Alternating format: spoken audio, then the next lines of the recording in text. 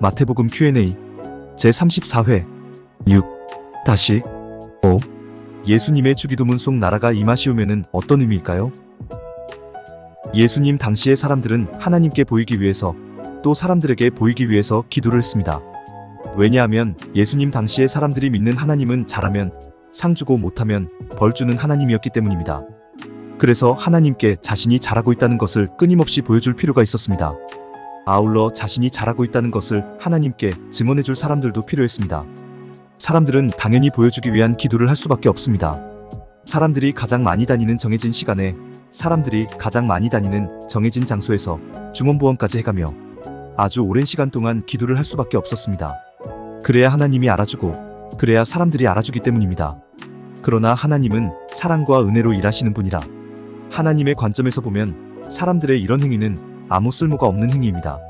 헛된 수고일 뿐입니다. 그래서 예수님께서 샘플로 가르쳐 주신 기도가 바로 주기도문입니다. 그렇게 정해진 시간에 기도하지 않아도 돼. 그렇게 정해진 장소에서 기도하지 않아도 돼. 했던 말 또 하고 했던 말 또 하며 그렇게 장황하게 기도하지 않아도 돼. 내가 가르쳐 주는 대로만 기도해도 충분해. 1분만 기도해도 충분하니까 앞으로는 이런 식으로 기도해. 이렇게 알려주시는 기도가 바로 주기도문입니다. 주기도문 속에서 예수님은 9가지로 하나님을 가르쳐 주셨습니다. 첫째로 하나님은 하늘에 계신 분이라고 가르쳐 주셨습니다. 둘째로 하나님은 거룩히 여김을 받으셔야 하는 분이라고 가르쳐 주셨습니다. 셋째로 하나님은 하늘에서 뜻을 이루신 분이라고 가르쳐 주셨습니다. 넷째로 그 뜻을 땅에서도 이루시기를 원하시는 분이라고 가르쳐 주셨습니다. 다섯째로 일용할 양식을 주시는 분이라고 가르쳐 주셨습니다. 여섯째로 우리의 죄를 사하여 주시는 분이라고 가르쳐 주셨습니다. 일곱째로 우리를 시험에 들지 않도록 하시는 분이라고 가르쳐 주셨습니다. 여덟째로 우리를 악에서 구하실 분이라고 가르쳐 주셨습니다. 아홉째로 나라와 권세와 영광을 영원히 소유하실 분이라고 가르쳐 주셨습니다. 이 중 하나님은 하늘에 계신 분이시라는 가르침, 하나님은 거룩히 여김을 받으셔야 하는 분이라는 가르침, 하나님은 매일의 양식을 공급하여 주시는 분이시라는 가르침에 대해서는 앞선 영상을 통해 살펴보았습니다. 오늘은 나머지 내용을 살펴보도록 하겠습니다. 먼저 하나님은 하늘에서 뜻을 이루신 분이라는 가르침과 그 뜻을 땅에서도 이루시기를 원하시는 분이시라는 가르침에 대해 살펴보겠습니다. 마태복음 6장 10절 나라가 임하시오며 뜻이 하늘에서 이루어진 것 같이 땅에서도 이루어지이다라고 기도하라고 예수님은 가르쳐 주셨습니다. 조금 부연해서 표현을 해보자면 하나님은 하늘에서 뜻을 이루셔서 하나님 나라를 하늘에 세우셨는데 그 뜻을 땅에서도 이루셔서 하나님 나라를 땅에서도 이루어 주시라는 의미의 기도 내용입니다. 먼저 여러분께 여쭈어 보겠습니다.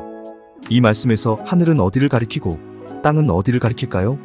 대부분은 하늘을 하늘이라는 공간의 개념으로 이해하고 땅을 땅이라는 공간의 개념으로 이해합니다. 또 어떤 사람들은 하늘을 사후세계를 의미하는 개념으로 땅을 현실세계를 의미하는 개념으로 이해합니다. 아주 큰 오해가 아닐 수 없습니다.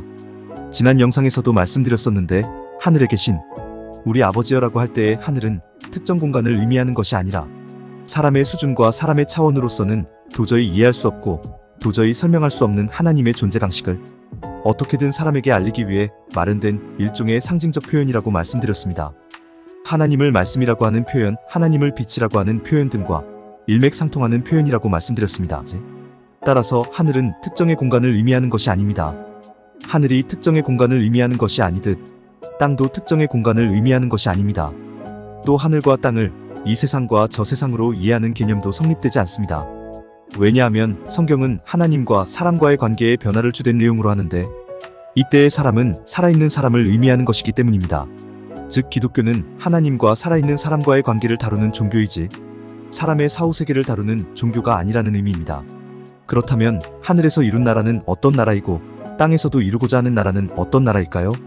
결론적으로 말씀드리자면 하늘에서 이룬 나라는 하나님께서 창세기 1장과 2장에서 이룬 나라를 의미합니다.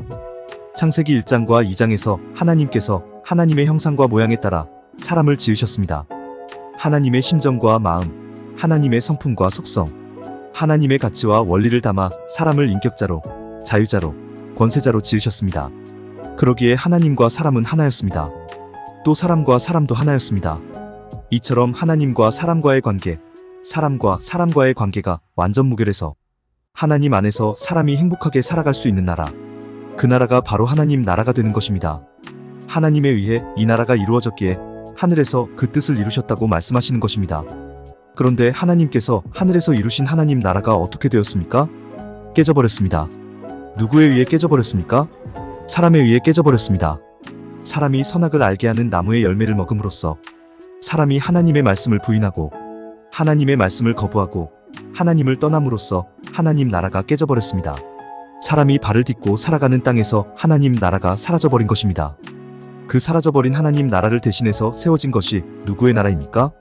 바로 죄의 나라입니다.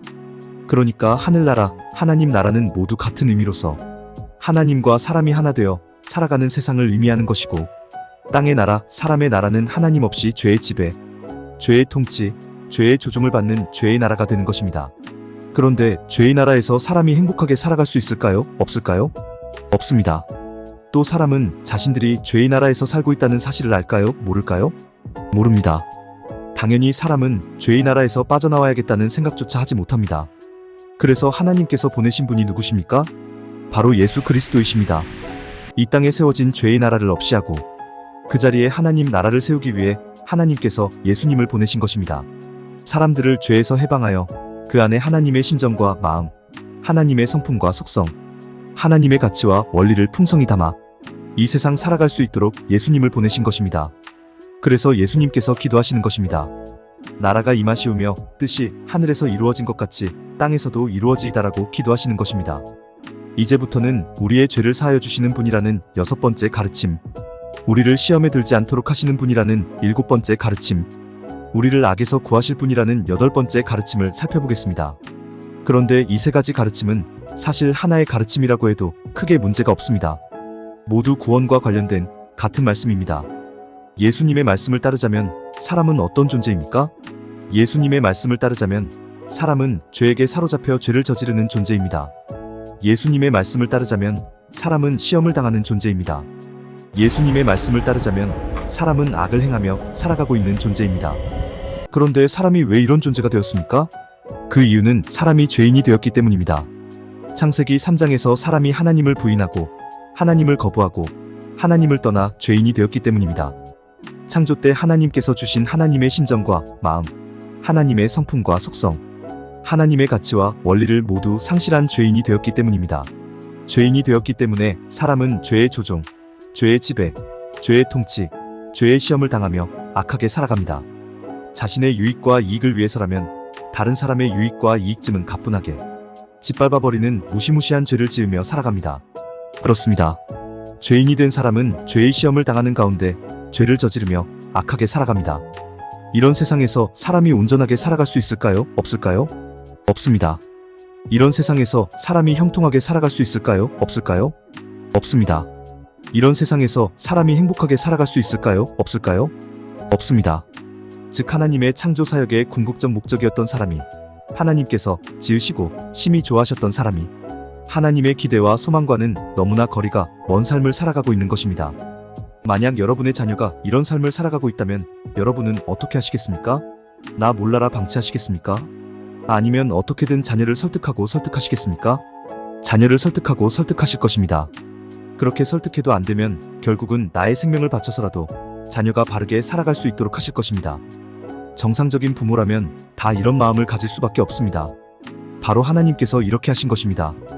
구약에서 그렇게 하나님을 가르쳐도, 구약에서 그렇게 사람을 설득해도 사람이 하나님께로 돌아서지 않으니까 결국은 하나님께서 사람을 죄에서 풀어놓기 위해 예수 그리스도로 육신을 입고 이 땅으로 오신 것입니다.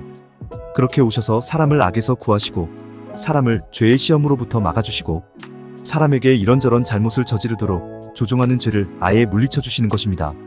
이것이 예수님께서 주기도문을 통해 우리에게 가르쳐 주시는 6번째부터 8번째까지의 내용입니다. 주기도문을 통해 가르쳐 주시는 9번째 내용은 하나님은 하나님의 나라와 하나님의 권세와 하나님의 영광을 영원히 소유하실 분이라는 가르침입니다. 예수님은 나라와 권세와 영광이 아버지께 영원히 있사옵나이다라고 기도하라고 가르치고 계십니다. 이 내용에서 핵심이 되는 표현은 영원이라는 표현입니다. 즉 하나님의 나라는 영원한 나라라는 것입니다. 하나님의 권세는 영원한 권세라는 것입니다. 하나님의 영광은 영원한 영광이라는 것입니다.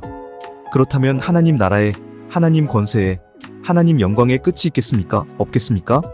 다시 말해 종말이 있겠습니까? 없겠습니까? 없습니다. 하나님의 창조 사역의 궁극적 목적이었던 사람의 역사의 끝. 다시 말해, 종말이 있겠습니까? 없겠습니까? 없습니다. 그렇다면 우리가 종말에 대해 두려워할 이유가 있습니까? 없습니까? 없습니다. 종말을 무서워할 이유가 있습니까? 없습니까? 없습니다. 하나님께서 영원하시기에 하나님께서 보호하시고 책임지시는 인류의 역사도 영원한 것이 너무나 당연합니다. 내가 비록 이 세상 살다가 죽는다 하더라도 나의 이름은 하나님 안에서 영원히 기억되는 것이고, 내가 비록 이 세상 살다가 죽는다 하더라도 인류의 역사는 하나님의 섭리 안에서 끊임없이 이어지는 것입니다. 이것을 잊으시면 안 됩니다. 지금까지 기도에 대해 말씀을 드렸고, 지금부터는 외식하는 자의 금식에 대해 잠깐 살펴보고 영상을 맺도록 하겠습니다. 마태복음 6장 16절로 18절에서 예수님은 금식할 때에 외식하는 사람들과 같이 슬픈 기색을 보이지 말라고 말씀하셨습니다. 또 금식하는 것을 사람에게 보이려고 얼굴을 흉하게 하지 말라고 말씀하셨습니다. 오히려 금식할 때에는 머리에 기름을 바르고 얼굴을 씻음으로써 금식하는 사람으로 보이지 않게 하라고 말씀하셨습니다. 한마디로 금식하는 티를 일절 내지 말라는 말씀입니다. 예수님께서 왜 이런 말씀을 하시겠습니까? 그 이유는 아주 간단합니다. 사람들이 금식하는 티를 내기 때문입니다. 그런데 사람들이 왜 금식하는 티를 내겠습니까? 그 이유도 역시 간단합니다. 하나님이 알아주지 않는 금식, 사람들이 알아주지 않는 금식은 아무 소용이 없기 때문입니다. 다시 말해, 하나님도 알고 사람도 알 수 있도록 금식하는 티를 팍팍 내야 하기 때문입니다. 예수님 당시 이스라엘 사람들이 믿는 하나님은 유대교의 하나님이었습니다. 사랑과 은혜의 하나님이 아니라 잘하는 사람에게는 상을 주고 못하는 사람에게는 벌을 주는 상벌의 하나님, 보상의 하나님이었습니다. 당연히 사람들은 하나님께 자신이 잘하고 있다는 것을 끊임없이 보여줄 필요가 있었습니다. 아울러 자신이 잘하고 있다는 것을 하나님께 증언해줄 사람들도 필요했습니다. 그래서 티를 내며 금식을 했던 것입니다. 하지만 예수님은 그런 금식을 하지 말라는 것입니다. 하나님께서 기뻐하는 금식은 이사야 58장 6절로 7절에 기록되어 있는 바와 같이 흉악의 결박을 풀어주며 멍에의 줄을 끌어주며 압제당하는 자를 자유하게 하며 모든 멍에를 꺾는 금식이며, 또 줄인 자에게 내 양식을 나누어주며 유리하는 빈민을 집에들이며 헐벗은 자를 보면 입히며 또 내 꼴육을 피하여 스스로 숨지 아니하는 금식이니, 하나님께 보여주기 위한 종교행위로서의 금식, 사람들에게 과시하기 위한 종교행위로서의 금식을 하지 말라는 것입니다. 그렇게 하지 않아도 하나님은 사랑과 은혜의 하나님이시기에 언제나 사람과 함께 하시며 사람을 보호하시고 책임지시기 때문입니다. 정리하겠습니다. 예수님은 외식하는 자의 구제, 외식하는 자의 기도, 외식하는 자의 금식을 하지 말라고 말씀하셨습니다. 즉, 하나님께 보이기 위한, 다른 사람에게 보이기 위한 종교행위로서의 기도와 금식과 구제를 하지 말라고 말씀하셨습니다. 그런데 이 말씀이 단순히 그런 행위를 하지 말라는 말씀이 아니라 결국은 이런 행위를 하도록 유도하는 유대교의 잘못을 지적하는 내용이었음을 확인할 수 있었습니다. 그렇습니다. 문제는 이런 행위를 하는 사람들이 아니라 이런 행위를 요구하는 유대교에 있었던 것입니다. 그런데 이런 상황은 2000년이 지난 오늘날에도 계속해서 이어지고 있습니다. 교회가 하나님에 대한 충성을 끊임없이 요구합니다. 그리고 그 충성의 증거로 기도와 금식과 구제를 요구합니다. 아무것도 모르는 성도들은 그저 교회의 명령을 따를 수밖에 없습니다. 교회가 하라는 대로 해야 살아서 부귀영화를 누리고 죽어서 천국 갈 수 있다고 생각하기 때문입니다. 누군가는 말합니다. 한 번 속는 것은 잘못이 아니라고 말합니다. 그 경우에는 속인 사람이 잘못이라고 말합니다. 그러나 두 번 속는 것은 속인 사람이 잘못이 아니라 속은 사람이 잘못이라고 말합니다. 성경을 많이 읽고 성경을 바르게 깨우쳐서 더 이상 속는 사람이 없는 기독교가 되었으면 정말로 좋겠습니다. 공감이 되었다면 구독과 좋아요, 알림 설정 부탁드립니다. 하나님의 말씀을 바르게 전하는데 큰 도움이 될 것입니다. 평등하고 공정하며 정의롭고 행복한 세상을 이루는데 큰 도움이 될 것입니다.